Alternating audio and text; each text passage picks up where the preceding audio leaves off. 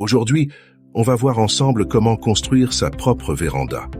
C'est un super projet de bricolage pour agrandir votre maison tout en économisant de l'argent. Avantage de faire sa véranda. Soi-même.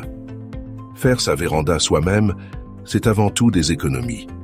En évitant les frais d'installation professionnelle, vous pouvez investir dans de meilleurs matériaux ou simplement réduire le coût global. Les vérandas en kit sont particulièrement intéressantes, avec des prix commençant à partir de 3 000 € pour les petites versions. Et pas d'inquiétude, elles sont conçues pour être faciles à assembler. Étape clé. Vérifiez votre matériel. Assurez-vous d'avoir tous les composants nécessaires, comme les châssis, poteaux et éléments d'étanchéité. Étudiez votre terrain. Le sol doit être stable. Prenez les mesures nécessaires pour s'assurer que votre véranda s'intègre bien à votre maison. Préparez les fondations.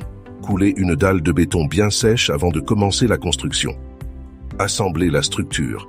Fixez d'abord le support et les murs, puis montez les panneaux et terminez par la toiture. Matériaux recommandés. Bois, excellent pour l'isolation et la durabilité. Fer forgé, très robuste et élégant mais moins performant en isolation. PVC, abordable et facile à entretenir. Idéal pour des vérandas de petite taille.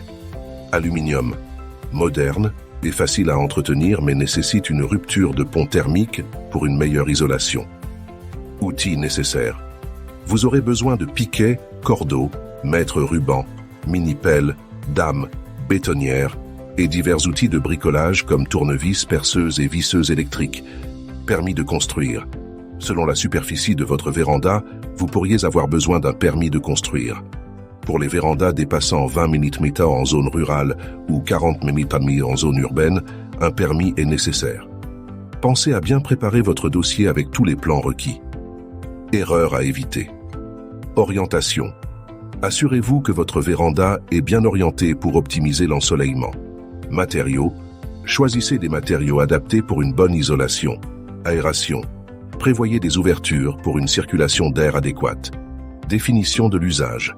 Déterminez dès le début l'usage de votre véranda, que ce soit pour un jardin d'hiver, une piscine ou un espace de détente. Conclusion. Construire sa véranda soi-même est un projet ambitieux mais gratifiant. En suivant ces étapes et en évitant les erreurs courantes, vous pouvez créer un espace supplémentaire confortable et esthétique pour votre maison. N'oubliez pas de vous abonner et de laisser un commentaire si vous avez des questions. À bientôt pour de nouveaux projets bricolage.